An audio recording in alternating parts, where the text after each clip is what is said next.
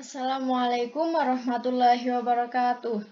Halo semuanya, perkenalkan nama saya Sucima Fatihul Hilma dari kelas 12 TKJ 5 nomor absen 15.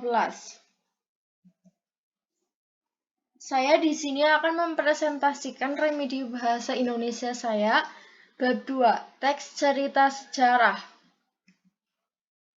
Adapun pengertian teks cerita sejarah adalah teks yang menjelaskan dan menceritakan tentang fakta dan kejadian masa lalu yang menjadi latar belakang terjadinya sesuatu yang mempunyai nilai sejarah. Teks cerita sejarah tersebut dibedakan menjadi dua, yaitu teks cerita sejarah fiksi dan teks cerita sejarah non-fiksi. Teks cerita sejarah fiksi adalah teks cerita sejarah yang tidak nyata, sedangkan teks cerita sejarah non-fiksi adalah teks cerita sejarah yang nyata. Ciri-ciri teks cerita sejarah disajikan secara kronologis atau urutan peristiwa atau urutan kejadian. Bentuk teks cerita ulang atau recount.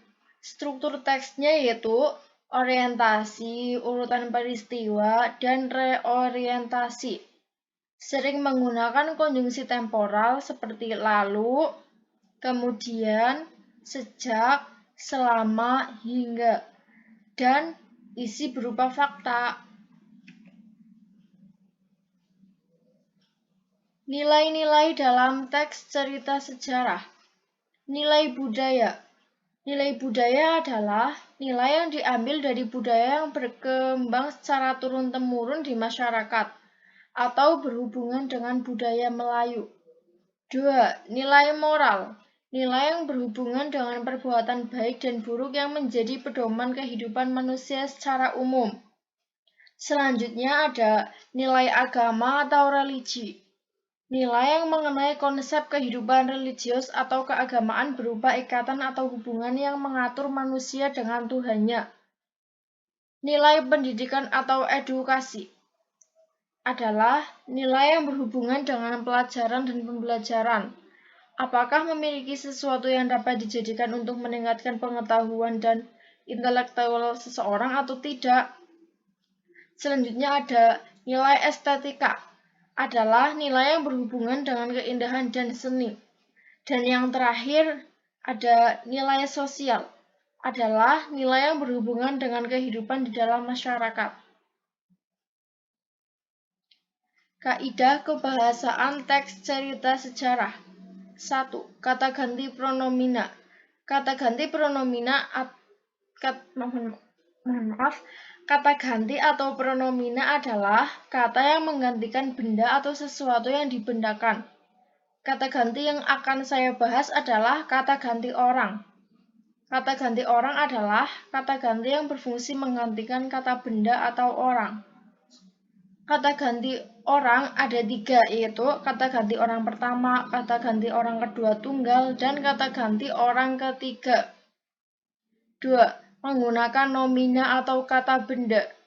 Nomina adalah kelas kata yang menyatakan nama dari seseorang, tempat, atau semua benda dan segala yang dibendakan. Nomina biasanya dapat berfungsi sebagai subjek atau objek dari klausa. 3. Kalimat bermasa lampau. Dalam cerita sejarah terdapat fitur-fitur kebahasaan yang menjadi kekhasannya. Salah satunya penggunaan kalimat yang menyatakan peristiwa pada masa lampau.